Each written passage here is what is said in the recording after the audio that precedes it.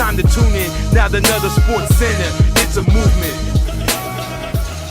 I think he has potential to be a really great coach in this league. Head coach, not just a coordinator. People rally around him. People love Coach Campbell. But that brings me to my next question. And here it is on the screen. If the Lions don't win more than 4 games this year, should Coach Campbell keep his job? Question of the day. I think he absolutely should keep his job. My message to Detroit fans would be, coming from a Washington football team fan, hang in there, man, because the rainy days are not going to continue the way they are right now, because I can't think of any team that can go winless into week 7 and still show the fire that this team displays every week.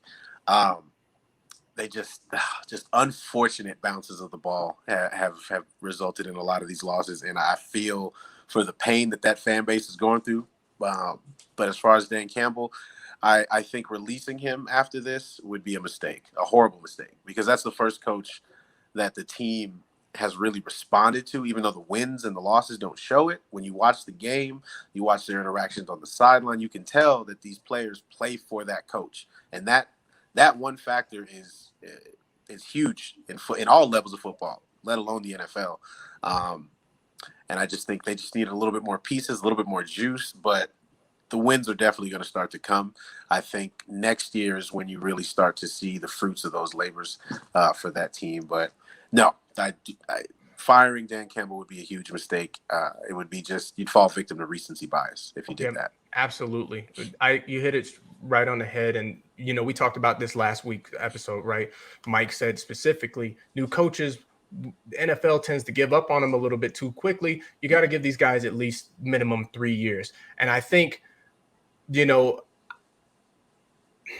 I have not seen a coach in the NFL that embodies a city the way that Dan Campbell embodies Detroit, man. Like everything about him feels like Detroit. It feels tough. It feels gritty. You know what I mean? Like it's resilient, and that's what you want. Like one of the biggest personalities on your team, right? Essentially the talking head for your team should be reflective of your city, should be reflective of the audience, of the fans, and the morals and values that place holds. And I believe that Dan Campbell is that. They call him Motor City Dan for a reason. I do. Like, you couldn't convince me that Dan Campbell isn't from Detroit. I think he's the absolute perfect fit for that team. I think he's the perfect fit for that city, the perfect fit for that fan base. You look at this roster all up and down.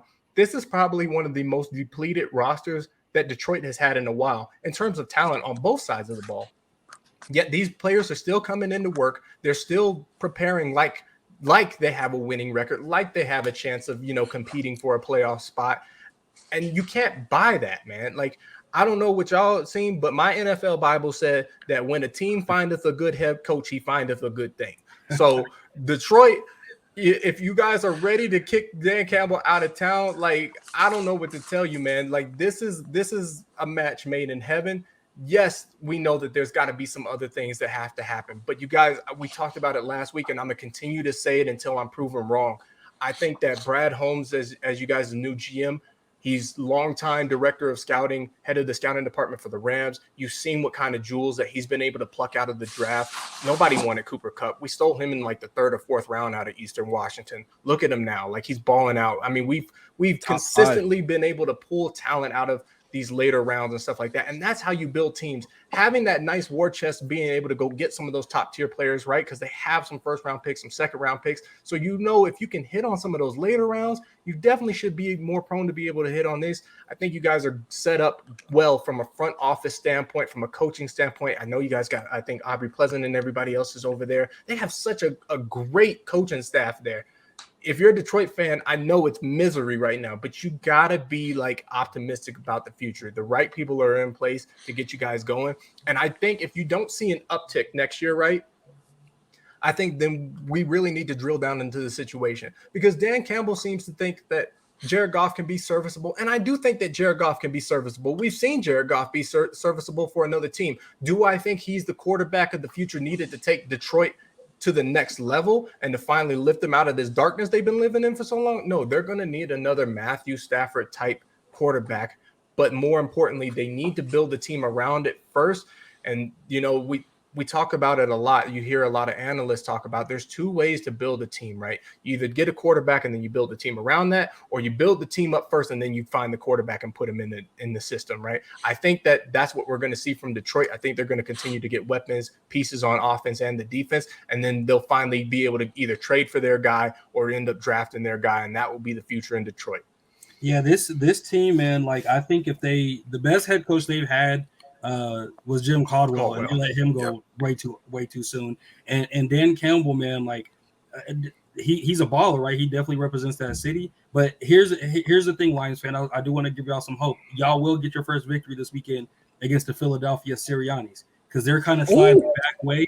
They're sliding the back way, and they've been in games, man. This team has been competitive with teams. Like, they were giving the Rams everything they could handle. So much so that my brother yesterday, Soup, was saying, "Are we gonna lose this game on Twitter?" Right? He was up there stressing out, right? And I was just laughing. I was like, "Man, they'll pull it out." But at the same time, man, that's who you're gonna play, right?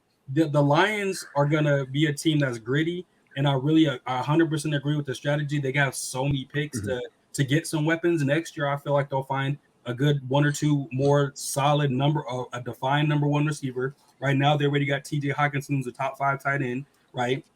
There's no quarterback in this draft that I think would be better next year or maybe even the year after than Jared Goff, but they're putting themselves in a situation where they can go make a move in free agency because they have a roster. DeAndre Swift's a great rep and one running back, and they're building their defense up. So, again, I think this team is fighting pretty well, and I could honestly see them going – I could see them beating the Eagles their next game. I could see them potentially beating the Steelers the game after that, depending on what Steelers team shows up. And depending on what's going on with the Browns injury situation, I could see them maybe upsetting the Browns. They could really turn this 0-7 to a 3-game winning streak, depending on, you know, how they're still competing. Turn 100 for the touchdown, King Crown, gain inside, leading your town, hit you faster than the sound, bad boy, throw it down, yeah, I'm ill, not my will, don't cop a fill the house, listen to the roaring crowd, drop a light, calm it down, Heisman, all the haters mouth, superhero hit them wow, packing more action than bing, boom, bam, pow, touchdown for the win, we live, subscribe right now.